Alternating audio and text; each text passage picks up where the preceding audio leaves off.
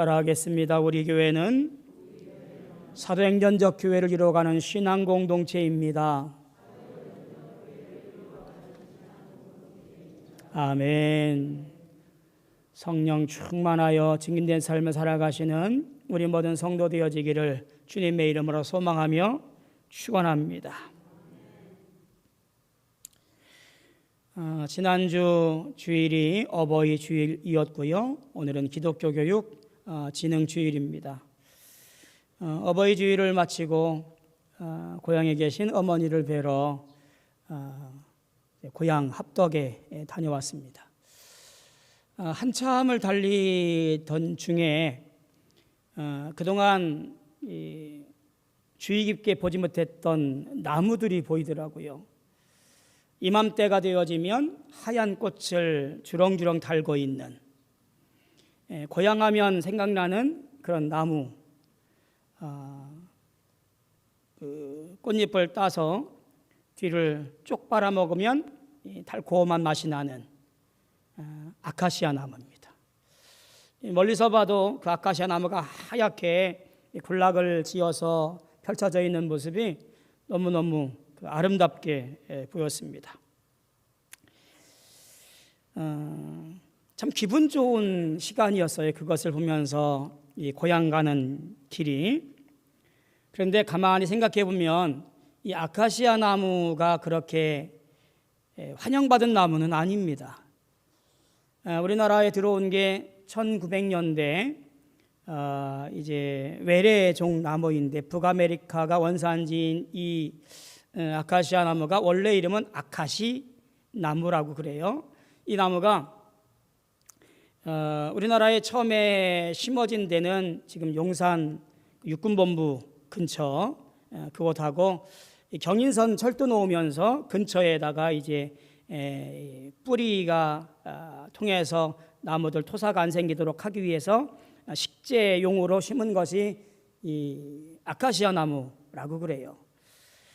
당시 초대 총독이었던 데라우치 마사다케가 당시 독일 청사였던 크루프의 추천을 받아서 이 나무를 심게 되었습니다.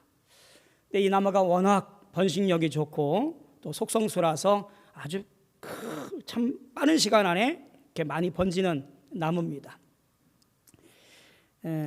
경성제국대학의 독일어 교사인 마텔이라는 사람이 이 나무의 성질을 잘 알고 있었기 때문에 산에는 심으면 안 됩니다 라고 간청을 했대요.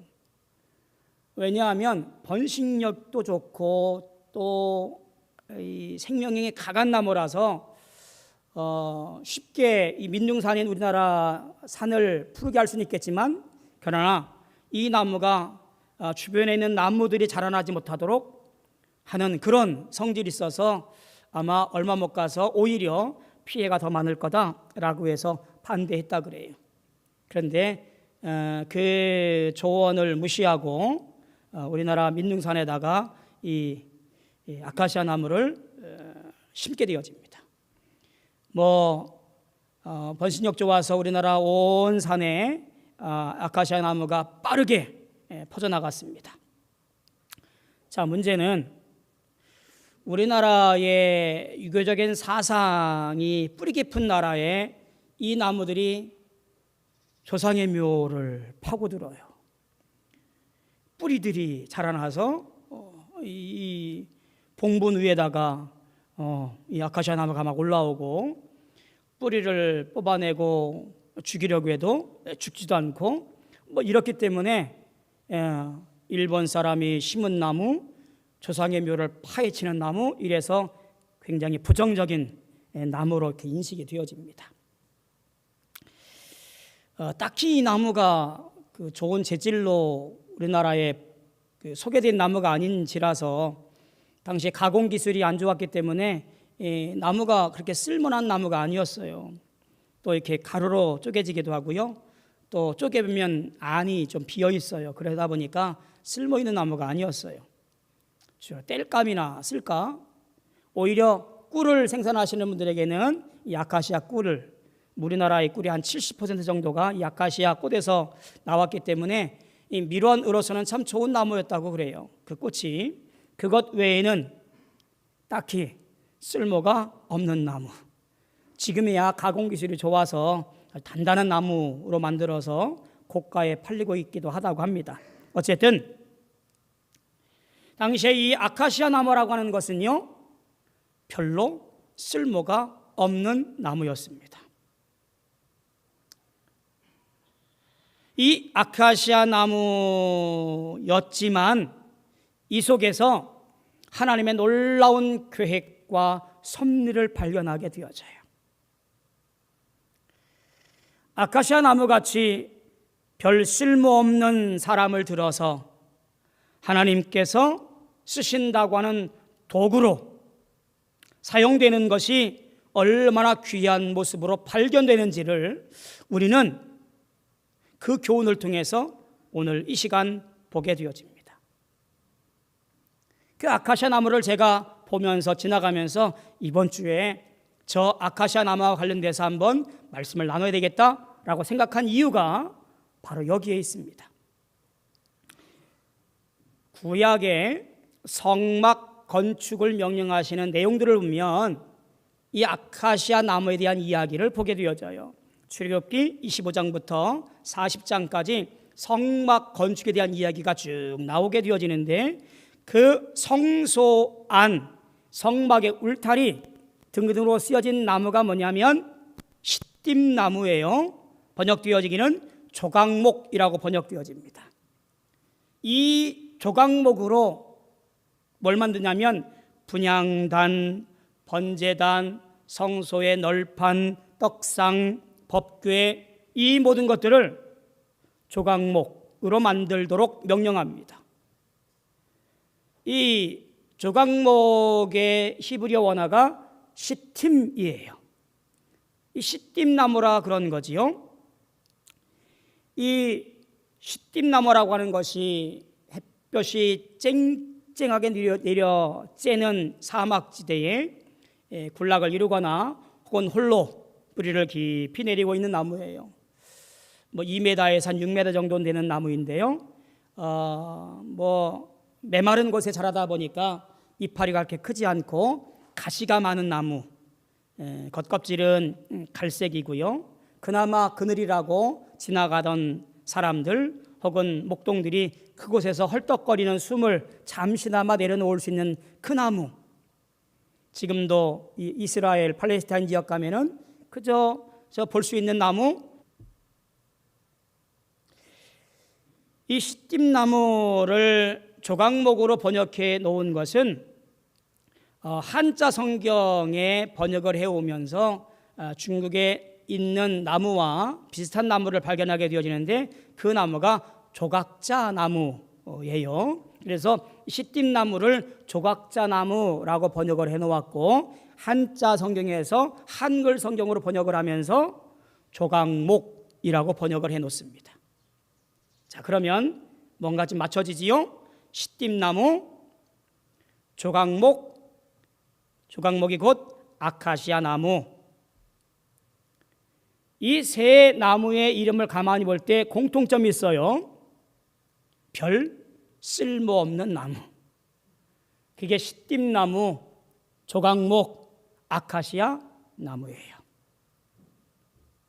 하지만 이 성막의 재료들로 많은 부분 차지하고 있는 이 시띠나무, 조각목, 아카시아 나무라고 하는 것을 우리가 이 시간 기억해야 됩니다.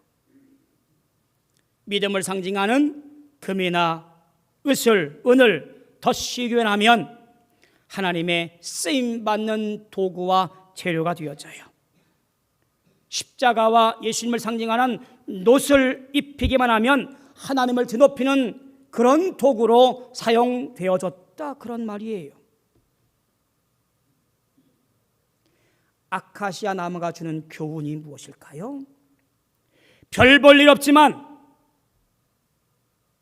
별 볼품 없지만, 쓸모 없지만, 죄로 인해 죽을 수밖에 없는 존재이지만 오늘도 허영과 욕심으로 분냄과 시기와 질투로 그렇게 살아가는 우리에게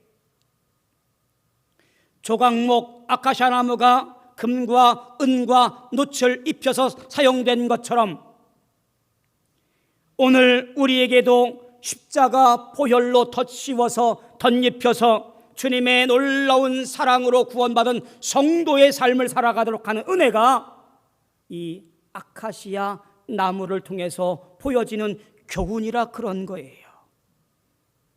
전적으로 하나님이 주시는 선물, 바로 그것이 하나님의 은혜로 덧입혀진 인생, 그것이 바로 아카시아 같은 인생이 저와 여러분들이라 그런 겁니다. 이 은혜라고 하는 것은 절대로 내 힘으로 얻어지는 것이 아니라 결국 하나님께서 주어지는 축복의 선물이 곧 은혜라는 이야기예요. 아카시아 나무 자체로는 쓰임받을 수 없지만 그곳에 금과 은과 놋을 입혀서 쓰임받은 것처럼 오늘 나는 별거 아닌데 십자가 보혈의 은총으로 말미암아 오늘 나는 새로운 사람으로 변화되어 하나님의 일꾼으로 살아가는 것, 그것이 바로 하나님의 은혜라고 하는 거지요. 오늘 본문 보니까 바울 사도가 그것을 바로 고백하는 거예요. 그런즉 내가 나 된 것은 하나님의 은혜로 된 것이니 내게 주신 그의 은혜가 헛되지 아니하여 내가 모든 사도보다 더 많은 수고하였으나 내가 한 것이 아니요 오직 나와 함께 하신 하나님의 은혜로다.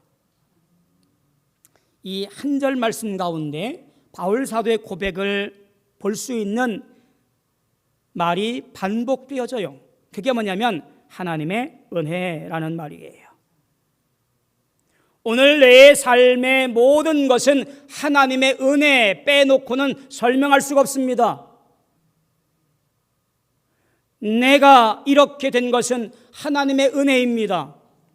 내가 오늘 이렇게 수고했지만, 다른 사도들보다 더 많이 일했지만 이것은 하나님이 공급하신 은혜였기 때문에 가능하였습니다. 바울 사도의 고백이에요. 오늘 이 말씀을 한 절만 보아서는 이해가 안 되지요. 사실은 15장 1절부터 쭉 보아야 오늘 이 말씀이 더욱더 굳건해집니다. 1절부터 쭉 보면 이런 겁니다.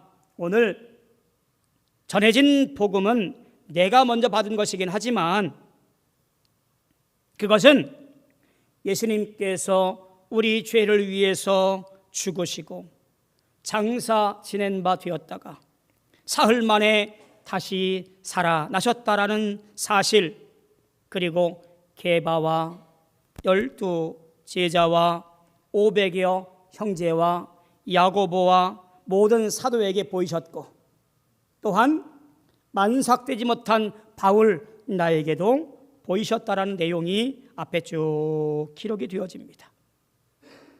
예수님의 이 행위를 네 가지로 번역하면, 축약하면 이런 거지요. 죽으시고 장사 지내고 부활하셔서 우리에게 보이셨습니다. 더 줄이면 예수님은 죽으셨다가 다시 살아나셨습니다. 죽었다라고 하는 이것은 과거의 어떤 이례적인 사건이라고 보여지는데, 원어를 삽입부를 본다든가 하면 그런 과거의 이례적인 사건이 아니라 과거로부터 현재도 일어나고 있는 사건, 그것이 주님의 죽으심과 부활하심이에요. 2000여 년 전 예수님께서 죽으셨다가 부활하신 사건은 오늘 이 시간도 나를 위해서 죽으시고 나를 위해서 부활하셔서 우리에게 놀라운 구원의 생명과 영생의 소망을 허락하신 사건이라 그런 거예요. 때문에 그분이 나의 주인이시고 그분이 나의 주제이고 그분이 나의 예배의 대상이라 그런 거지요. 그가 바로 우리가 말할 때에, 먹을 때에, 잠잘 때에 나와 함께 하셔서 늘 나를 주장하시는 분이 누구냐면 오늘 나와 함께 하신 하나님, 예수님, 성령이라 그런 거예요. 따라할까요? 나는 귀한 존재입니다. 믿으십니까? 우리는 귀한 존재예요. 그런데 안타깝게도 화학적 성분으로 여러분들 분해하면 얼마나 될까요? 돈으로 환산해 볼 때 어느 사람이 그걸 또 다 따져봤다네요. 그래서 화학 성분으로 해보니 한 1,000원 남짓 하더래요. 우리 몸을 다 분해해서 이것저것 해보면 그저 1,000원 남짓한 것이 우리 몸뚱아리예요. 무엇 때문에 우리가 소중하고 귀한 존재일까?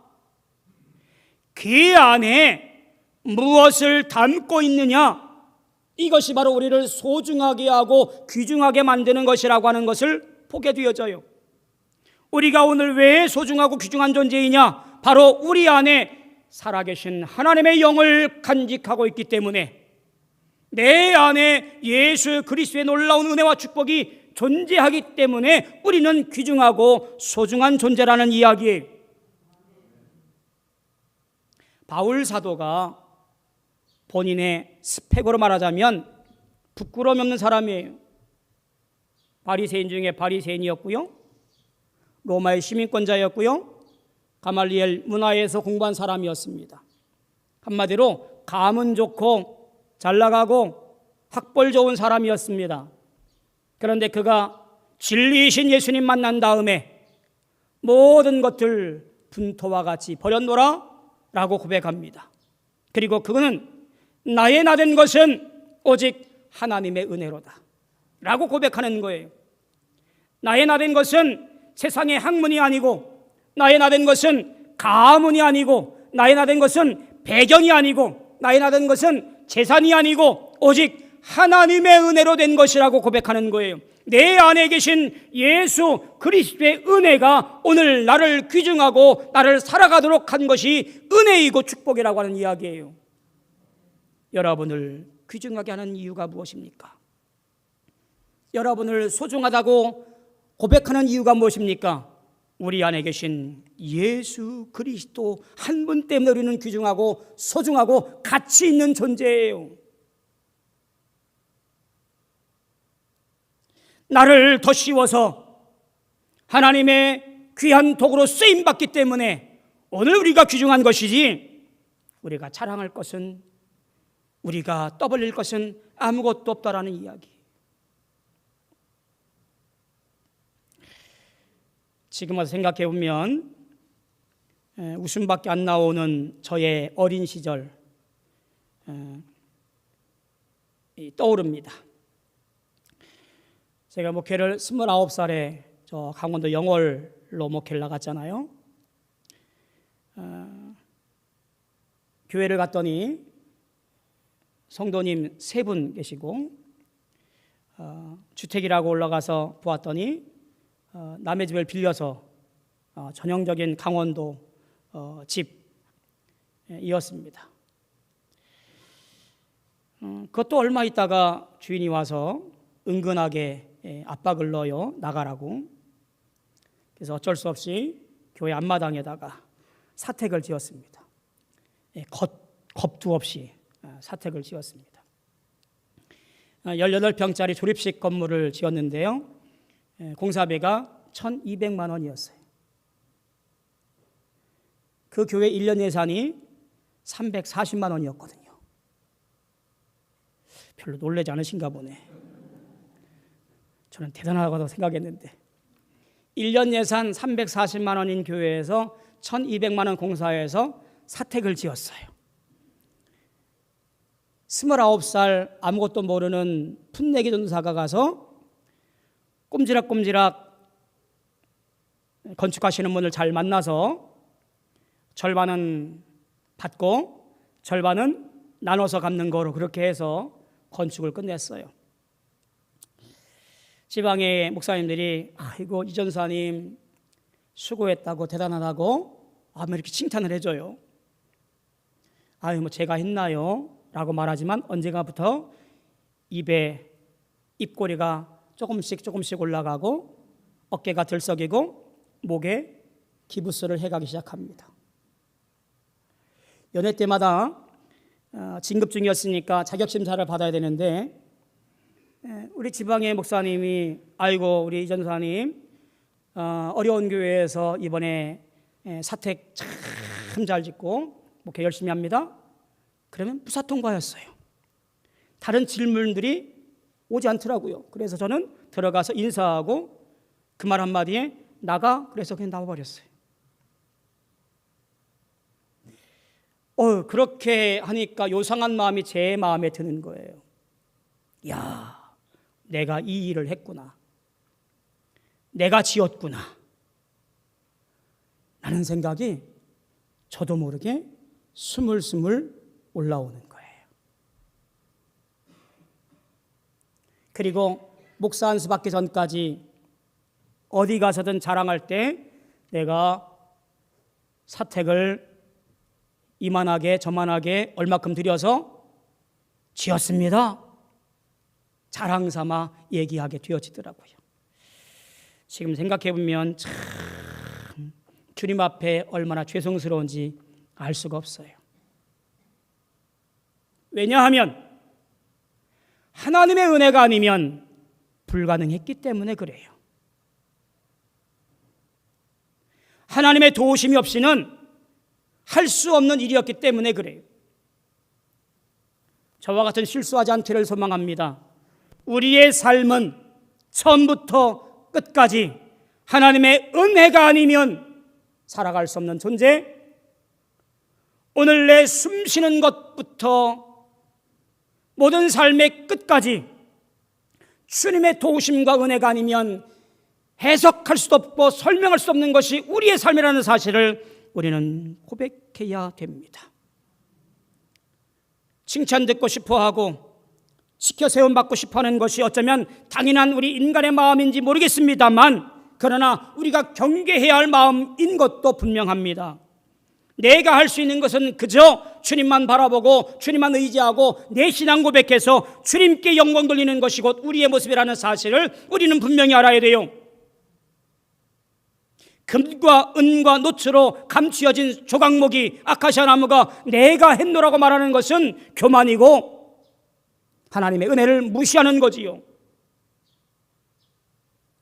오늘 내 삶에서 오직 예수님의 보혈의 은총으로 덧입혀져서 주 앞에 쓰임받은 존재가 십자가의 보혈의 은총은 다 무시되어지고 내가 했습니다, 내가 떳떳해서 내가 이만해서 이렇게 이루었습니다라고 고백하는 교만한 사람이 되어지지 않기를 소망합니다. 아카시아 나무는 우리에게 이렇게 교훈합니다.